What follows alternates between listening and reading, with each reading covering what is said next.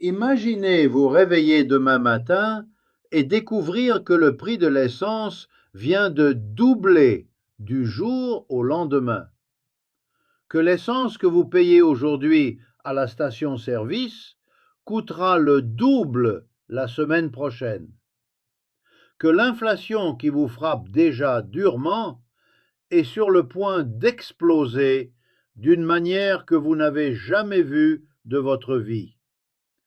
Ce n'est pas de la science-fiction.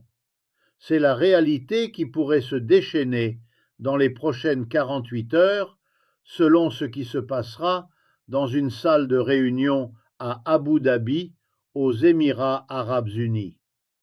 Et ce qui est sur le point d'être révélé changera complètement votre compréhension de la direction que prend réellement cette guerre entre la Russie et l'Ukraine. Et plus important encore, comment cela va impacter directement votre portefeuille, vos économies et l'avenir économique de votre famille. Après des heures interminables de négociations avec le président russe Vladimir Poutine, les représentants américains Steve Witkoff et Jared Kushner sont sortis en silence complet. Pas un mot, pas une déclaration, pas une conférence de presse.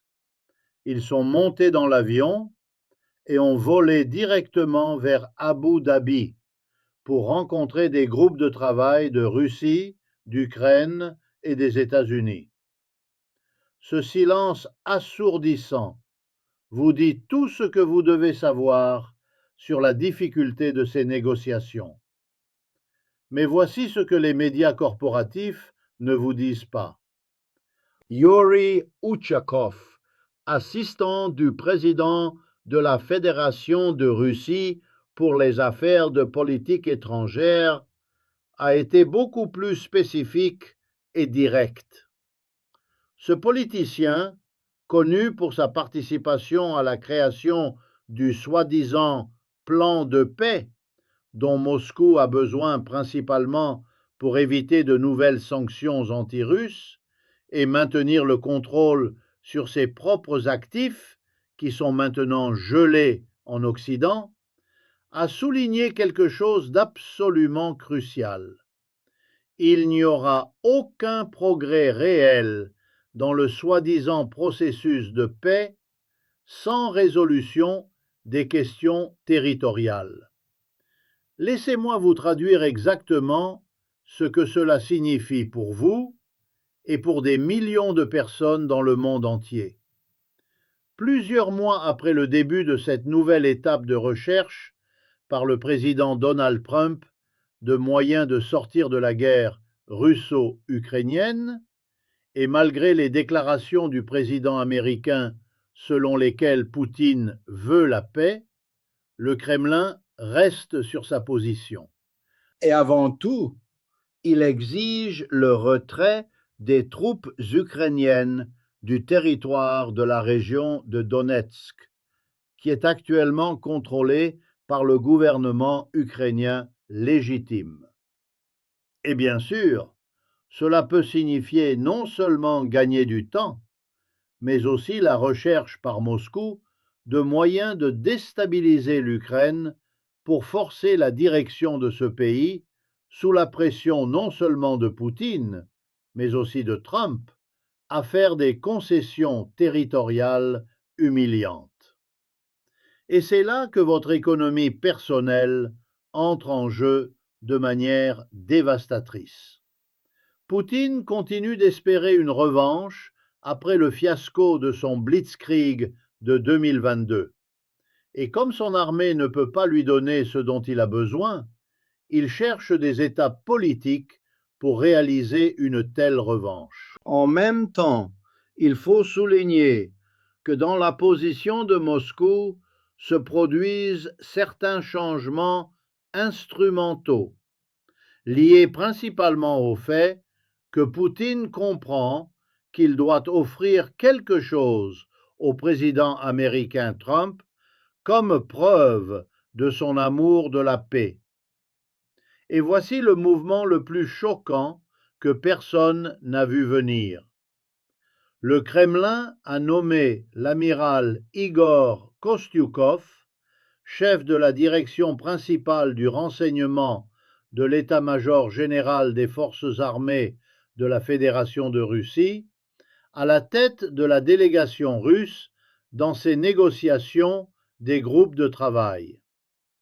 Si vous vous souvenez de l'histoire du renseignement soviétique et russe, le GRU, direction principale du renseignement, le renseignement militaire, joue peut-être le rôle le plus important dans la verticale du pouvoir en ce qui concerne les forces armées de la Fédération de Russie. Après tout, Poutine, en tant que tchéquiste professionnel, essaye dans sa communication avec les généraux de s'appuyer précisément sur de tels espions, du cercle desquels il provient lui-même.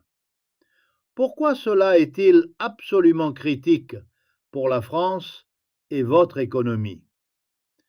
Permettez-moi de vous expliquer 3 raisons pour lesquelles Poutine envoie spécifiquement le chef du renseignement militaire à ces négociations, et comment chacune de ces raisons impactera directement le prix que vous payez pour absolument tout.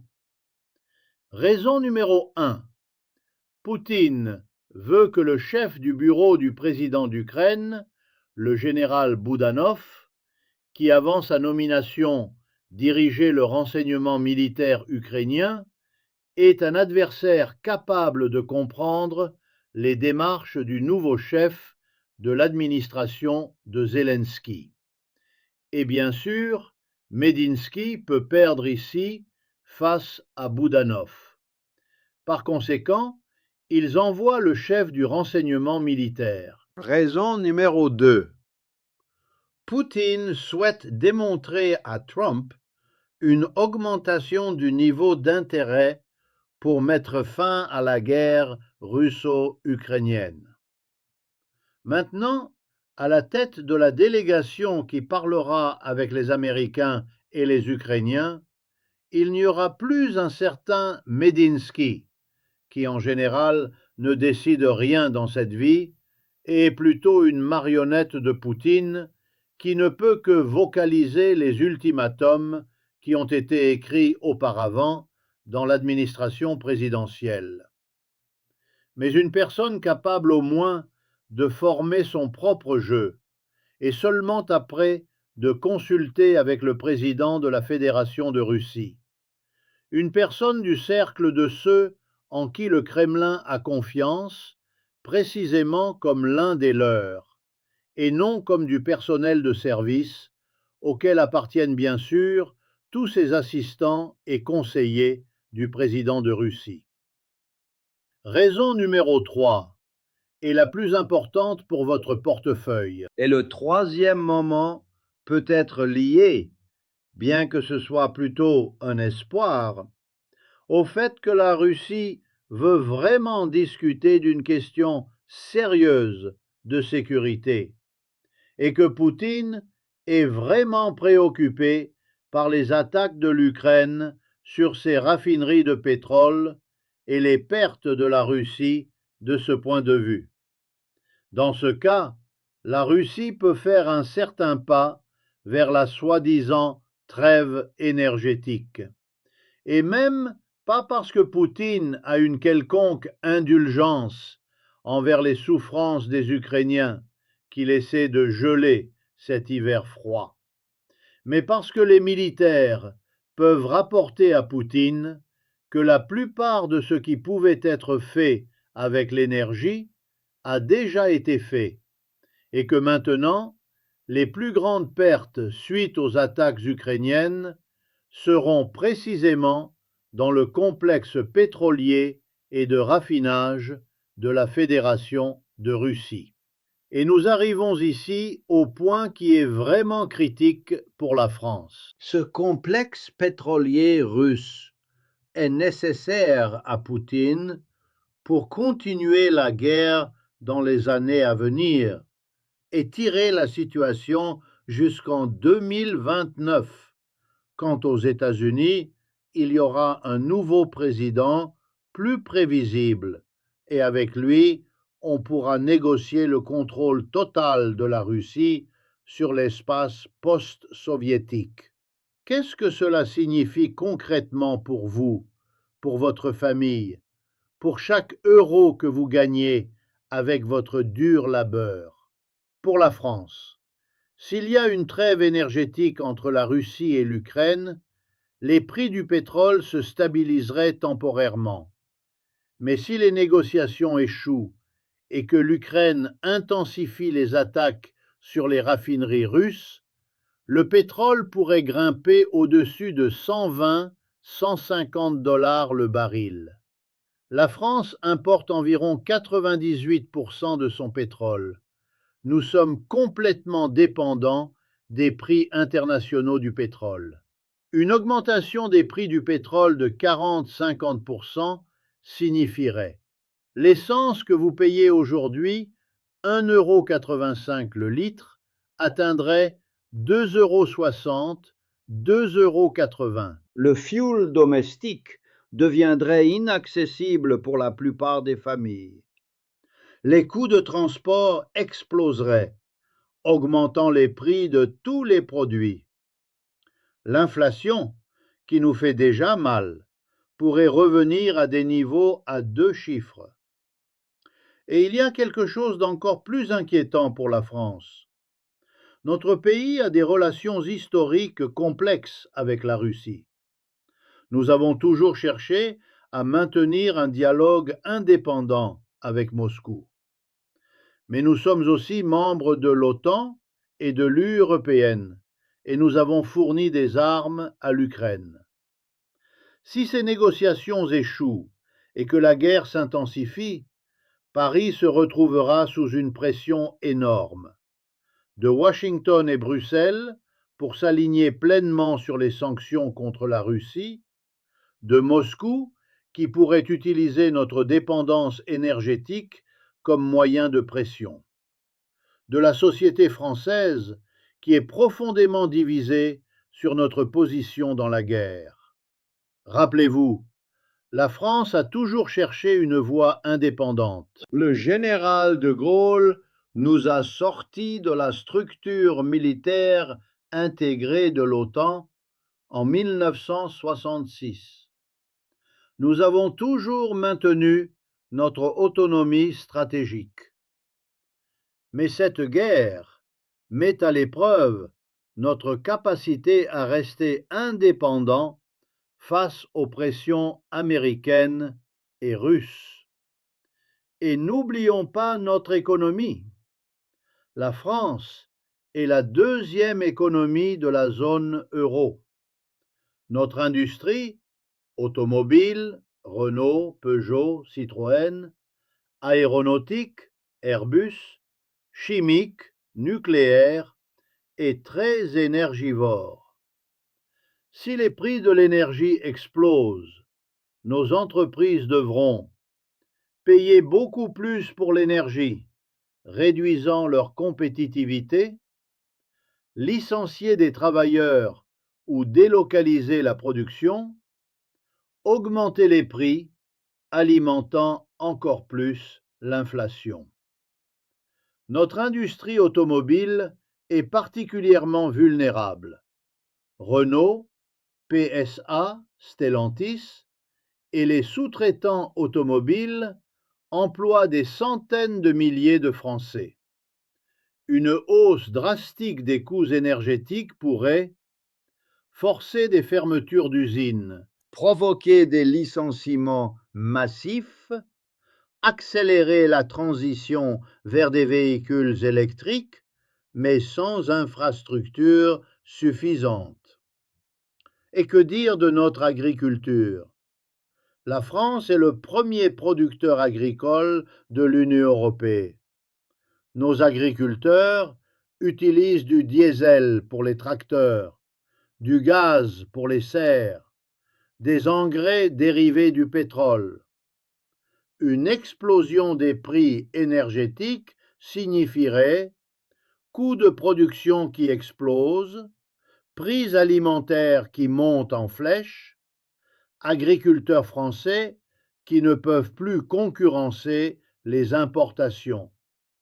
Notre tourisme aussi serait touché.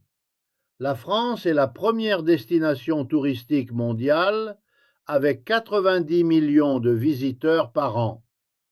Le tourisme représente environ 7-8% de notre PIB.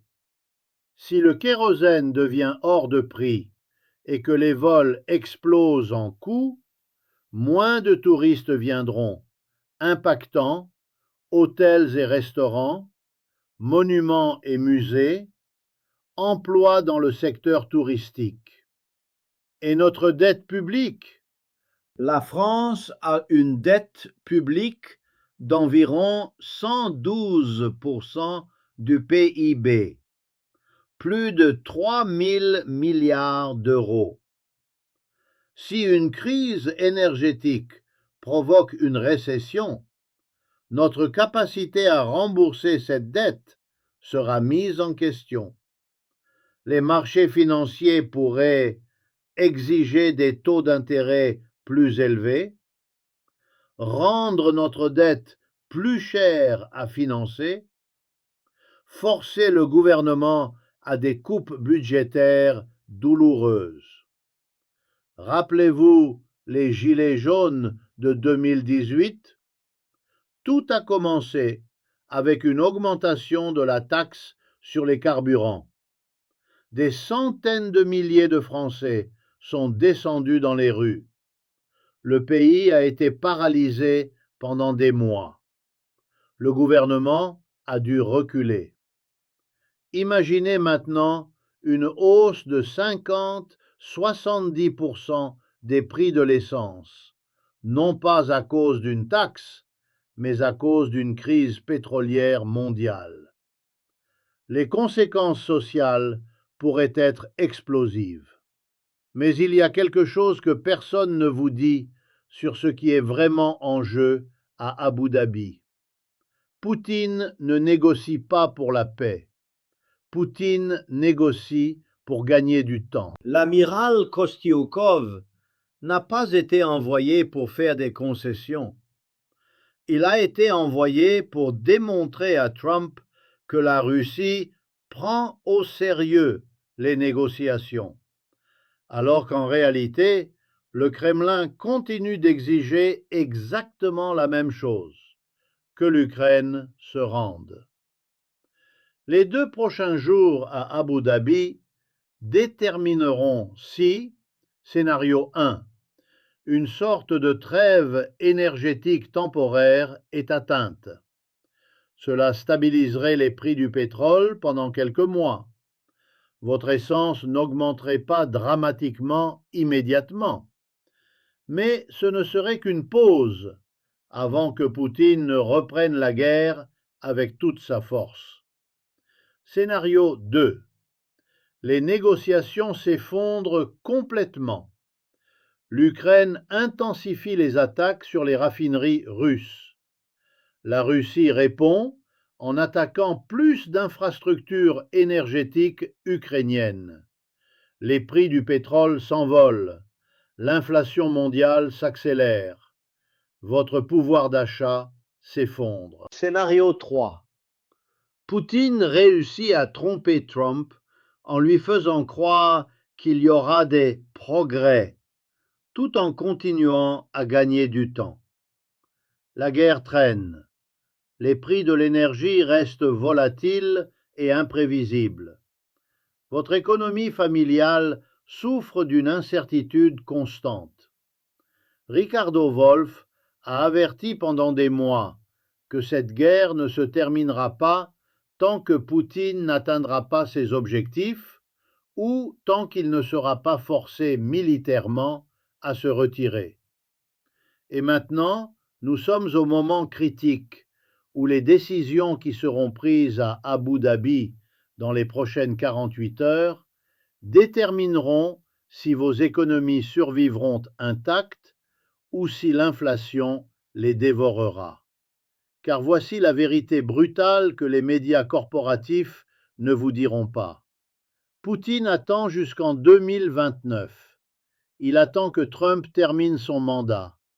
Il attend un président américain plus prévisible, avec qui il pourra négocier le contrôle total de l'espace post-soviétique. Et pendant qu'il attend, il est prêt à faire en sorte que des millions de personnes, pas seulement en Ukraine, mais dans le monde entier, payent le prix économique de son ambition impériale. Votre essence, votre nourriture, votre électricité, vos économies, tout est en jeu dans une salle de conférence à Abu Dhabi où un amiral russe est assis en face de délégués ukrainiens et américains. Nous surveillerons de très près ce qui se passe durant ces 2 jours critiques pour comprendre à quel point Poutine réussit maintenant à gagner du temps pour continuer la guerre sous le regard attentif, mais, dirais-je, pas très réaliste de Donald Trump. Je veux connaître votre opinion honnête.